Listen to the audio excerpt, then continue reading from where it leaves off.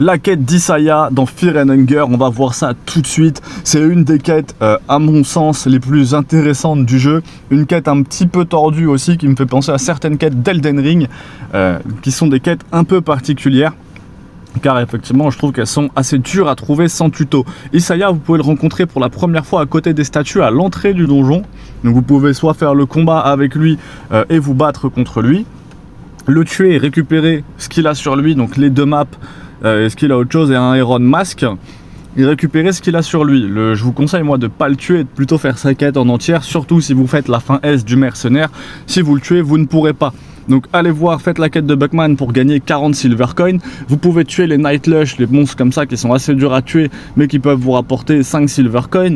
Et de temps en temps sur les gardes de prison, vous pouvez aussi trouver un petit peu de souffle, donc vaut mieux pas le tuer, réunir les silver coins pour aller lui acheter. Donc une fois que vous avez le cube of the Dep, une fois que vous avez ce cube là en tout cas, vous pouvez utiliser la première map. Et là sur la première map on voit des cochons, un cochon et 3 hommes. Si vous vous rappelez bien, une fois retourné dans le passé, il y a un endroit juste à droite où en fait il y a les cochons qui sont juste ici. Donc là pas dans le présent bien sûr, mais en revenant dans le passé, vous allez voir que juste là, on va avoir justement le cochon qui apparaît. Il est juste ici et il faut bien suivre. Donc là, vous avez une porte, comme indiqué, et on va trouver l'emplacement du premier coffre qui est juste là, tout simplement. C'est vraiment plus pratique, je trouve que c'est des emplacements assez durs à trouver juste avec la map et encore moins sans la présence de tuto ou de guide. Moi franchement j'ai réussi à le faire grâce à Frappolo 9.4, mais sans ces vidéos je pense que c'est beaucoup plus compliqué. Et n'hésitez pas à aller voir ma vidéo sur la fin de Kahara, donc sur la fin S de Kahara, c'est il finit le jeu en moins de 31 minutes. C'est la fin S qui justement utilise cette quête d'Isaiah, très importante, c'est une des fins que j'aime beaucoup moi avec le mercenaire. On a la deuxième carte qui est juste ici, avec pas mal d'indications en réalité, hein, les 4 hommes qui sont là, le triangle des 3 et cette statue au milieu. La statue au milieu qui se situe juste là, hein, c'est cette statue là, et donc en allant au fond, on peut activer le deuxième coffre. Donc là il y a Isaiah qui va venir pour se battre tout simplement. J'ai pas encore fait la vidéo comment battre Isaiah, mais elle ne serait tardée. Sinon n'hésitez pas à aller la voir directement sur la vidéo de Frappolo 9.4 si vous en avez vraiment besoin.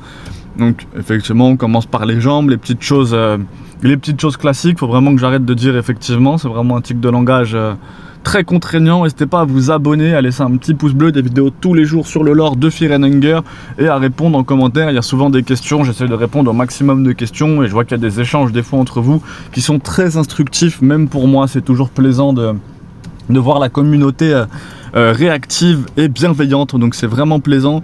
On avec la hall de Passage Cave, vous pouvez continuer pour trouver la couronne qui se situe juste ici. Abonnez-vous, pouce bleu, des vidéos tous les jours. Comment récupérer l'armure de pénitence dans Fear and Hunger? Vous avez été très nombreux à me poser cette question dans les commentaires, donc on va voir ça tout de suite, c'est parti. Il y a 2 façons différentes de récupérer l'armure de pénitence. Donc là au début ça cherche un petit peu de matériel, gros big up à Frappolo 9.4 pour ses gameplays, il assure. Donc ce qu'il faut c'est avoir un maximum de tinderbox. Les tinderbox c'est les espèces d'allumettes ou d'allume-feu effectivement. Et il va falloir allumer toutes les lampes de la pièce du Inner Hall, justement où se trouve Trotur. Donc là on va voir qu'on va faire une embûche pour voir qui est Trotur directement. Il y a la quête de Trotur, la quête de Buckman qui sont disponibles sur cette chaîne. C'est lui qui détient la Vault Key. Donc vous pouvez le steal, donc le voler si jamais, et vous allez voir qu'on va trouver la Vault Key et la 2F. La Vault Key n'a pas de description comme vous voyez là. On se demande donc à quoi elle sert. Et ben elle permet de choper l'armure de pénitence. Donc vous pouvez lui steal, du coup directement lui voler. Je pense que quand on le tue, il la donne pas. Donc il faut bien lui voler sur lui en étant voleur. Sinon il faut allumer toutes les tinderbox qu'on voit là du château, vraiment toutes, du château, du donjon. Vraiment toutes les allumer et ça vous avez activé toutes les cloches et il y a une salle secrète qui va apparaître. Donc je vais vous montrer la localisation tout de suite, voilà, juste là. Et en utilisant la Vault Key, vous récupérez l'armure de pénitence, l'armure la plus puissante du jeu. Sauf que cette armure, il me semble bien, je suis même très sûr, qu'elle vous inflige des dégâts en permanence. Et le seul moyen qu'elle ne vous inflige pas des dégâts jusqu'à mourir, on va le voir juste après, c'est avec le Salmon Snake. Surtout, n'hésitez pas à aller voir ma vidéo si vous en avez besoin. C'est le comment battre le Salmon Snake. Donc c'est disponible bien sûr sur ma chaîne. Donc là encore big up à Frappolo pour ce gameplay. Donc le Salmon Snake, il va falloir le tuer. Donc si vous lui offrez les œufs de la cave Mother, le Salmon Snake est beaucoup plus simple à tuer. Donc je vous renvoie vers les 2 vidéos disponibles sur ma chaîne. Comment tuer le Salmon Snake, comment tuer la cave Mother. Donc en utilisant la Soulstone, je sais pas si c'est obligatoire d'utiliser la Soulstone, je pense pas. On trouve le Salmon Snake Soul. Et logiquement, ça vous permet de ne plus saigner avec l'armure de pénitence. Je suis pas sûr que ça soit cet objet en plus, hein. Il me semble que c'est un autre objet, le ring de je sais plus quoi, qui vous permet de ne plus saigner. Mais en tout cas, il y a un objet qui vous permet de ne plus saigner avec l'armure de pénitence. Et comme ça, vous êtes vraiment tranquille. N'hésitez pas à aller voir la vidéo de Frappolo, qui est en anglais, mais au moins vous aurez pas mal d'informations aussi dedans. Je mets sa chaîne vers la vidéo directement dans la description. Donc récupérer un max de Tinderbox. La deuxième solution que je préfère, je sais pas si je préfère, je pense qu'elle est un peu plus compliquée pour récupérer l'armure, puisqu'elle va vous demander un peu plus d'aller-retour, c'est de faire la quête de Buckman. Donc la quête de torture où vous lui volez la Vault Key, vous allumez toutes les Tinderbox et vous allez récupérer l'armure. Mais en sauvant Buckman, donc vous tuez... non, même pas, faut pas tuer Torture, faut livrer Buckman à Torture, et ensuite va falloir livrer Jeanne à Torture. Et une fois que vous lui aurez livré les 2 personnages, Torture, super sympa, et ben il va vous donner de lui-même la clé pour l'armure de pénitence. Donc là, il vient de donner Buckman à Torture, c'est une des premières vidéos que j'ai sorties sur la chaîne si vous avez besoin. Et il va récupérer Jeanne qui se trouve juste ici, près de ce Lord Yeti. Le combat contre le Yeti, il est aussi disponible sur ma chaîne si jamais vous souhaitez voir comment battre ce mob qui est super sympa. Donc voilà, et ça vous permet de récupérer l'armure de pénitence, donc très simple, 2 solutions, soit allumer toutes les Tinderbox, voler la clé et aller récupérer l'armure, soit lui livrer Buckman et lui livrer Jeanne qui se trouve juste après du coup dans la cité de Maharb. J'espère que cette vidéo vous a plu, vous a été utile, chaîne de Frappolo dans la description, abonnez-vous, une vidéo. Et sur Fear and Hunger, qu'est-ce qui se passe si on livre Buckman à Torture? On va le voir tout de suite dans cette petite vidéo, donc restez bien jusqu'au bout, vous allez voir c'est super intéressant. C'est un petit easter egg qui est super sympa où en fait on peut livrer Buckman à Torture. Donc effectivement, parce que je pense que beaucoup de gens ont tué Torture afin de faire la quête de Buckman en entier, hein. Donc c'est vraiment ce qui est montré sur la vidéo de Frappolo 94, hein, une grosse dédicace à lui. Donc là on a le seau rempli de sang à cet endroit-là, donc vous pouvez bien sûr y plonger votre bouteille. Si jamais vous voulez remplir votre bouteille de sang, on va continuer. Quand on arrive là, le jeu justement se met en pause et là on a le dialogue avec Buckman qui se lance. Donc franchement, Fear and Hunger, très très très bon jeu. Je vous invite vraiment à essayer de lancer 2-3 games, surtout si la vidéo de combo vous a plu. Je suis en train vraiment de relancer, j'ai l'impression, le YouTube français. Là, je vois tout le monde qui pop des vidéos dessus.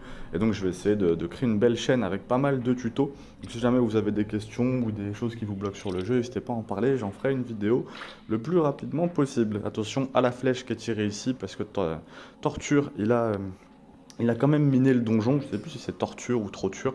On va voir ça tout de suite, mais voilà, faites bien attention à sa petite flèche juste ici. Quand vous arrivez là, vous avez 3 choix. Donc soit faire une embuscade, se cacher ou attendre et voir ce qu'il se passe. Donc là, je vais me cacher effectivement dans la run, mais vous pouvez très bien mettre ambush hit et lui parler directement. Donc effectivement, ce qui est marrant, c'est que voilà, là il vient, il va s'énerver un petit peu. Ah mais qu'est-ce qui se passe? Je suis stupide. Donc franchement, super cool. C'est vraiment une quête qui est très sympa, hein. J'ai pris beaucoup de plaisir à faire ça. Donc c'est vraiment très très cool. Tac, tac, tac. Donc qu'est-ce qui va se passer? On continue. Voilà, et effectivement, donc Buckman, il est juste ici. Il nous attend. Et on va aller voir Torture juste en dessous.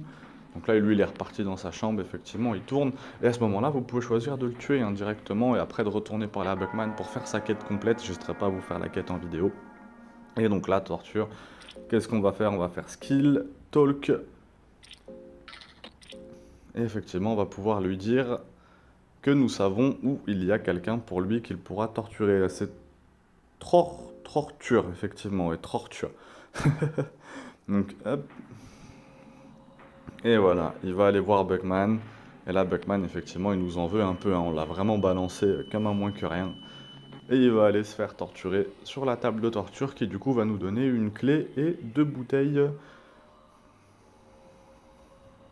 Et voilà, la clé du 2F et 2 bouteilles. Donc Buckman est en panique, hein. Il apprécie pas ce qui se passe. Après, voilà, vous avez les dialogues, effectivement, les dialogues qui changeront plus rien. La quête de Buckman, du coup, est foutue parce qu'il est en train de se faire torturer par Torture. Donc ça, c'est dommage. Et vous allez voir juste en haut, effectivement, donc on va avoir accès à la clé de F qui permet de passer juste là. Donc je conseille pas forcément, c'est un petit easter egg qui est sympa, mais je pense qu'il vaut mieux tuer Torture et faire la quête de Buckman complète. Mais en tout cas, l'easter egg reste super sympa et c'est ce qui fait qu'on apprécie ce jeu. En fait, il y a vraiment pas mal de variétés. On se retrouve juste là. Donc là, effectivement, ne sautez pas à cet endroit-là. Si vous sautez, ça va juste vous casser les jambes. Vous allez vous retrouver dans la mine. Il faut